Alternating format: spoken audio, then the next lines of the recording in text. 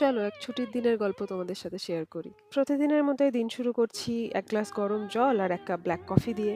তারপর ব্রেকফাস্টের জন্য ভাবলাম আজকে সবুজ মুগ ডাল দিয়ে চিল্লা বানাই। ইউজুয়ালি যেহেতু অফিসের দিনগুলো ওটস বা মিউসলি খেয়েই কাটে, তাই ভাবলাম ছুটির দিনে একটু কিছু ঠিকঠাক বানানো যাক। আজ আমরা অবশ্য একটা নতুন ফল ট্রাই করছি। বোধহয় এটাকে রামবুটান বা কিছু বলে। তো আমরাও প্রথমবার আজকে ট্রাই করলাম আর খেতে বেশ খানিকটা লিচুর মতনই। তো তোমরা কে কে ট্রাই করেছো আমাকে জানিও। তারপরে আমরা শুরু করে দিলাম ছুটির দিনের জন্য ফেলে রাখা কিছু কাজ, আর তার সাথে সাথে চললো লাঞ্চ বানানো। এখন তো যেন আর বুঝতেই পারি না যে ছুটির দিনে রিল্যাক্স কিভাবে করতে হয়। যাই হোক, লাঞ্চে আমরা বানিয়ে ফেললাম জিরা রাইস, চিকেন আর স্যালাড। তো এবার কোনো মতে একটু রেস্ট নিয়ে দেন রেডি হয়ে বেরিয়ে পড়লাম গ্রসারি শপিং এর জন্য।